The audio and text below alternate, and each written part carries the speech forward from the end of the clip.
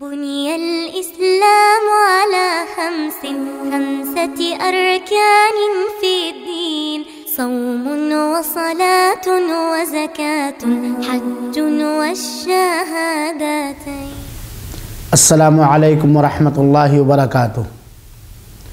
अल्हम्दुलिल्लाह वस्सलातु वस्सलामु अला खैर खल्क़िही मुहम्मदिन व आलिहि व सहबिहि अजमईन व मन तबिअहुम बि इहसान इला यौमिद्दीन। अम्मा बाद, अऊज़ु बिल्लाहि मिनश शैतानिर रजीम। बिस्मिल्लाहिर रहमानिर रहीम। या अय्युहल्लज़ीना आमनू कुतिबा अलैकुमुस सियाम कमा कुतिबा अलल्लज़ीना मिन क़ब्लिकुम लअल्लकुम तत्तक़ून। मेरे सज्जन साथियों, आहसा इस्लामिक सेंटर हुफूफ के इस धार्मिक सभा में जिस विषय पर मैं कुछ जागरूक करना चाहता हूँ या कहना चाहता हूँ, वो विषय है सौम अर्थात रोज़ा। सौम जिसको हमारे उर्दू तथा हिंदी भाषा में रोज़ा कहा जाता है, इसके बारे में मैं कुछ कहना चाहता हूँ। प्रिय मित्रों, सौम अर्थात रोज़ा ये वो उपासना है जिसे अल्लाह ताला ने अपने दासियों पर अनिवार्य किया है। रोज़ा सौम हमें संयम का पाठ पढ़ाता है। रोज़ा वो है जिसे धैर्य, सहनशीलता और संकटों के सहने का तरीका सिखाता है। अल्लाह ताला ने शुभ कुरान की सूरह बकरा की आयत नंबर 183 के अंदर फरमाया, या अय्युहल्लज़ीना आमनू कुतिबा अलैकुमुस सियाम कमा कुतिबा अलल्लज़ीना मिन क़ब्लिकुम लअल्लकुम तत्तक़ून। ऐ ईमान वालो, तुम्हारे लिए रोज़ा यानी सौम अनिवार्य किया गया है, जिस प्रकार पहले लोगों पर अनिवार्य किया गया था, ताकि तुम परहेज़गार बन जाओ, ताकि तुम मुत्तकी और अल्लाह से डर और भय रखने वाला बन जाओ। इस आयत से ये बात स्पष्ट होती है कि रोज़ा यानी सौम ये मुसलमानों पर अनिवार्य है, बल्कि रोज़ा ये इस्लाम का चौथा आधार है। अंतिम संदेशता ने फरमाया है कि इस्लाम के आधार 5 हैं।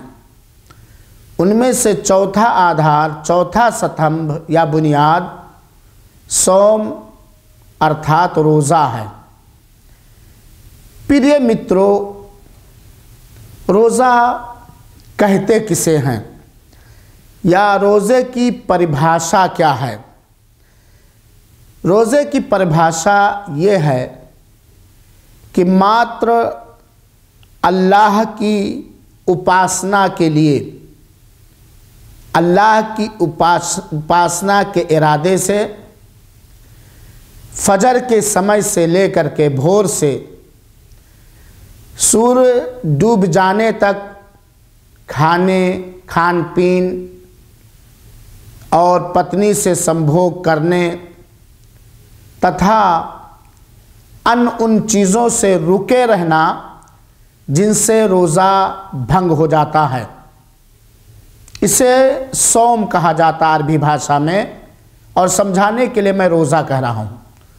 यानी फजर की समय से लेकर के, भोर से लेकर के सूरज के डूब जाने तक, डूब जाने तक अल्लाह की उपासना के इरादे से, अल्लाह की इबादत के इरादे से खाने पीने, पत्नी से संभोग करने तथा अन्य उन वस्तुओं से, उन कामों से, उन चीज़ों से रुके रहना जिससे रोज़ा भंग हो जाता है।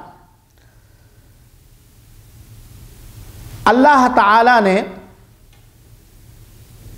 रोज़े को हर उस मुसलमान पुरुष एवं महिला पर अनिवार्य किया है जो बालिग हो, निवासी यानी मुकीम हो और रोज़ा रखने की शक्त रखता हो,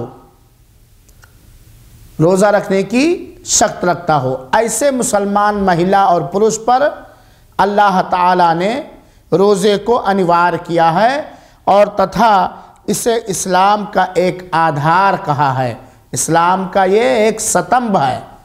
अगर कोई मुसलमान महिला या पुरुष जानबूझकर रोज़ा रखने की शक्त रखते हुए रोज़ा ना रखे तो ये बहुत बड़ा पाप है और बहुत बड़ा गुनाह है। अर्थात अगर कोई रोज़े के अनिवार्य होने को नकारे तो वो इस्लाम से बाहर हो जाएगा और इस्लाम से निकल जाएगा, इस्लाम से खारिज हो जाएगा। प्रिय मित्रों, रोज़े का महत्व क्या है और अगर हम ठीक रूप से रोज़े का महत्व सीख जाएं, समझ जाएं, तो हमें इस उपासना में एक मिठास मिलेगी और हम यही चाहेंगे कि सदैव रोज़ा रखें।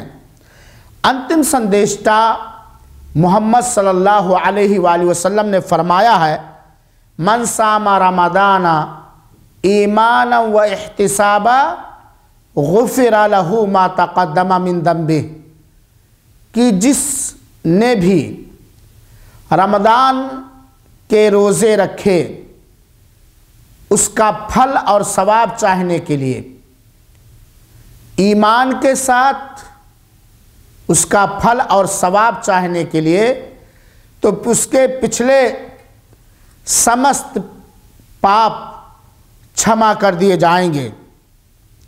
इसी प्रकार अंतिम संदेशता ने फरमाया, एक हदीस कुदसी है कि अल्लाह ताला कहता है, कुल्लु अमल इब्न आदम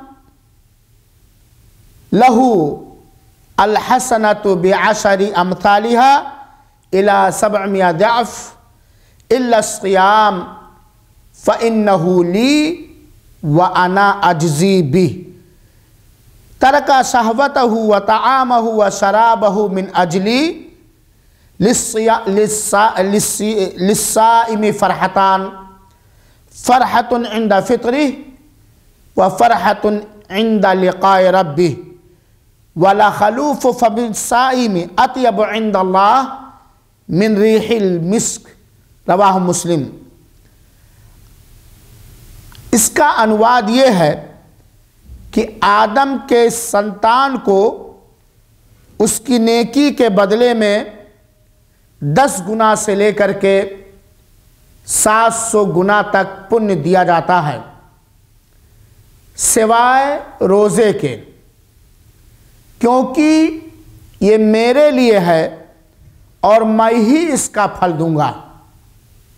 इसका अर्थ ये हुआ, ये मेरे लिए है, मैं ही इसका फल दूंगा, कि अल्लाह ने इसका पुण्य और फल निर्धारित नहीं किया, मुतय्यन नहीं किया। जो चाहे जितना चाहे अल्लाह ताला दे सकता है, क्योंकि दास ने, बंदे ने अपनी ख्वाहिश को, अपने खान पीन को मेरे लिए छोड़ा है।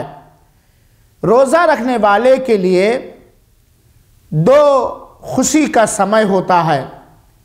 एक वो समय जब वो रोज़े का इफ्तार करता है और दूसरा वो समय जब वो अपने प्रतिपालक पालनहार रब से मुलाकात करेगा।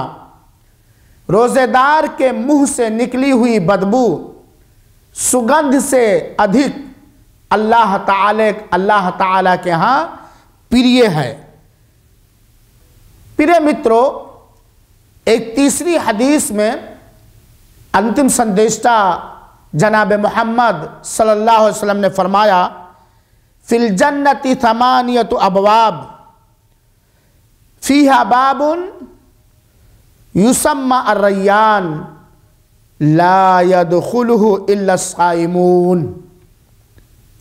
मुत्तफ़क़ुन अलैह। सुबहान अल्लाह। अल्लाह ताला ने स्वर्गवासियों के लिए स्वर्ग में प्रवेश करने के लिए 8 द्वार 8 गेट बनाया है। उन 8 द्वारों में से 8 गेटों में से एक गेट का नाम रैयान है, जिससे केवल रोज़ेदार रोज़े रखने वाले ही प्रवेश करेंगे।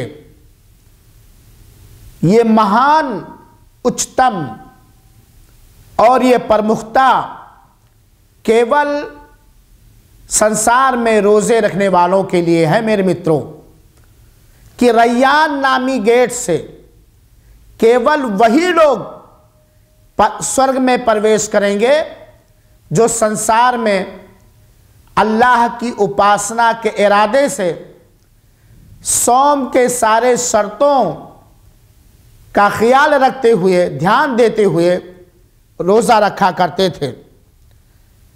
प्रिय मित्रों, रोज़ा महापर्ले के दिन उन लोगों के लिए सिफारिश करेगा जो लोग संसार में अल्लाह की उपासना के लिए रोज़ा रखा करते थे। इसके अतिरिक्त अंतिम संदेशता जनाब मोहम्मद सल्लल्लाहु अलैहि वसल्लम ने बहुत सारे रोज़े का लाभ, रोज़े का पुण्य और रोज़े का फ़ायदा बतलाया है। इस्लाम में रोज़ा का मूल उद्देश्य है कि हर रोज़ा रखने वाले के हृदय में अल्लाह ताला का वास्तविक भय और सच्चा डर पैदा हो जाए।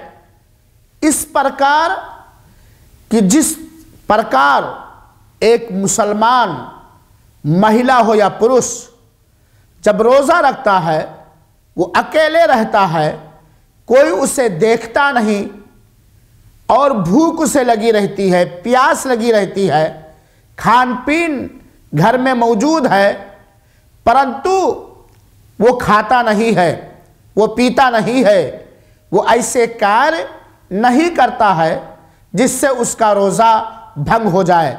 जबकि वो अकेला होता है, कोई वहाँ अन्य मनुष्य नहीं होता, कोई उसे देख नहीं रहता। क्यों? क्योंकि उसके हृदय में इस बात पर पक्का विश्वास है कि कोई देखे या न देखे, वो अल्लाह जो आकाश में है वो हमें देख रहा है। अगर हम जानबूझकर खा पी लेंगे तो हमारा सौम रोज़ा भंग हो जाएगा और हमें पाप मिलेगा। ठीक इसी प्रकार मनुष्य अपनी जीवन व्यतीत करे, अपना जीवन गुजारे, मुसलमान अपना जीवन बिताए, कि कहीं भी हो, अकेले में हो, तन्हाई में हो, सभा में हो, घर में हो, दुकान में हो, कहीं भी हो, किसी भी स्थान में हो, अल्लाह से ऐसे ही डरता रहे जिस प्रकार अल्लाह के भय से अकेले होने के पश्चात भी वो खाता पीता नहीं है कि कोई देखे ना देखे, अल्लाह देख रहा है। इसी प्रकार जब उसके हृदय में किसी प्रकार के पाप करने का इच्छा पैदा हो या शैतान उसको सत्य मार्ग से, धर्म के मार्ग से बहलाने, फुसलाने या हटाने का प्रयास करे, तो उसके हृदय में अल्लाह का डर आ जाए, अल्लाह का भय आ जाए, वो अल्लाह के भय से, अल्लाह के डर से उस पाप से कोसों दूर हो जाए। इसी को अल्लाह ताला ने कहा है रोज़ा अनिवार्य करने का महान उद्देश्य है, सबसे बड़ा मकसद ये है, सबसे बड़ा मकसद ये है लअल्लकुम तत्तकून, ताकि तुम्हारे हृदय में अल्लाह का भय पैदा हो जाए, अल्लाह का डर पैदा हो जाए, अल्लाह का तकवा पैदा हो जाए। जिस प्रकार रोज़े की दिशा में, रोज़े की हालत में तुम कोई ऐसा पाप नहीं करते, तुम कोई ऐसा कार्य नहीं करते जिससे तुम्हारा रोज़ा भंग हो जाए और तुम पापी हो जाओ, इसी प्रकार हर समय, हर दिशा में, हर स्थान में तुम्हारे दिल में अल्लाह की परहेजगारी और अल्लाह का डर पैदा हो जाए। मेरे भाइयों साथियों, जो मुस्लिम व्यक्ति रोज़ा रखने की ताकत रखता है और उसके पास रोज़ा छोड़ने के लिए कोई शास्त्रीय कारण नहीं है, इसके बाद भी वो रोज़ा नहीं रखता है, तो बहुत बड़ा पापी है। आपको मैं एक हदीस सुनाता हूँ उस आदमी के लिए जो रोज़ा बालिग है, निवासी है, रोज़ा रखने की शक्ति रखता है, इसके और उसके पास रोज़ा छोड़ने के लिए कोई शास्त्रीय कारण, कोई शरई बहाना नहीं है, इसके बावजूद भी वो रोज़ा नहीं रखता है, रमज़ान के रोज़े छोड़ देता है। एक लंबी हदीस है, अंतिम संदेष्टा फरमाते हैं कि मैंने स्वापन में, सपना में देखा कि हमारे पास दो दूत यानी फरिश्ते आए और मुझे कहा चलो, हम उनके साथ चल दिए। तो उन दोनों ने हमें एक ऊंचे पहाड़ पर चढ़ने का आदेश दिया। मैंने कहा मैं नहीं चढ़ सकता। फिर उन दोनों ने कहा मैं आपका सहयोग करूंगा, सहायता करूंगा। चुनाचे मैं चढ़ा तो मैंने एक निहायत डरा देने वाला, कपा देने वाला चीख पुकार सुना। मैंने उन दोनों से प्रश्न किया ये कैसी चीख पुकार की आवाज़ है। हमें बताया गया कि ये नर्कवासियों के चीख पुकार की आवाज़ है, जो नर्क में डाले गए हैं, नर्क के प्रकोप से, नर्क के अजाब से वो परेशान और व्याकुल हैं और चीखो चिल्ला रहे हैं। फिर मैं आगे गया तो मैंने देखा कि एक मनुष्य को उल्टे लटका दिया गया है और उसका ये जबड़ा मुंह फाड़ दिया गया है। मैंने पूछा ये किस पाप का प्रकोप है, किस गुनाह की सज़ा है? तो मुझे बताया गया कि वो मनुष्य है जिसके ऊपर रमज़ान मुबारक के सौम यानी रोज़े अनिवार्य थे और ये रोज़ा नहीं रखता था। इसीलिए इमाम बुखारी रहमतुल्लाह अलैह ने एक मुअल्लक़ रिवायत में, जस्म के साथ एक मुअल्लक़ रिवायत में बयान किया है कि अगर कोई मनुष्य, कोई भी मुसलमान रमज़ान के रोज़े ना रखे जबकि वो रोज़ा रखने पर शक्तिमान है, ताकत रखता है, तो पूरी जीवन अगर वो रोज़ा रखे तो रमज़ान के रोज़े का फल नहीं पा सकता है। यहाँ ये बात हमें मालूम होनी चाहिए और इस बात का अवश्य हमें ज्ञान होना चाहिए कि सौम के कुछ आधार हैं। सौम के कुछ आधार हैं। सौम के आधार ये हैं, सर्वप्रथम पहली चीज़ नियत, यानी अनिवार्य रोज़ों के लिए फजर से पहले नियत करना अनिवार्य है, आवश्यक है। और नियत का स्थान ये हृदय है, ज़बान से कोई शब्द हम नहीं बोलेंगे, यानी दिल में, हृदय में हमारा ये पक्का ये इरादा हो, नियत हो कि हम कल रोज़े रखेंगे। ये रोज़े का एक आधार है। इसी प्रकार रोज़े का दूसरा आधार है कि फजर के समय से लेकर के सूरज डूब जाने तक उन सारे कामों से बचे रहना जिनके कारण रोज़ा भंग हो जाता है, जिनके वजह से रोज़ा भंग हो जाता है। कुछ विद्वानों ने कहा है कि रोज़े का तीसरा स्तंभ आधार ये है कि दिन का होना। इसके अतिरिक्त रोज़े के बहुत सारे मसाइल हैं जिन्हें हमें उन पुस्तकों के पढ़ने से मालूम होगा जिनके जो पुस्तकें रोज़े के बारे में लिखी गई हैं। हम अल्लाह ताला से ये प्रार्थना करते हैं कि अल्लाह ताला हमें, हमारे संतान को और सारे मुसलमानों को स्वास्थ्य के साथ नेकी पर चलने का अवसर देते हुए लंबी उम्र दे और अधिक से अधिक अल्लाह की उपासना के लिए रोज़ा रखने का अवसर दे।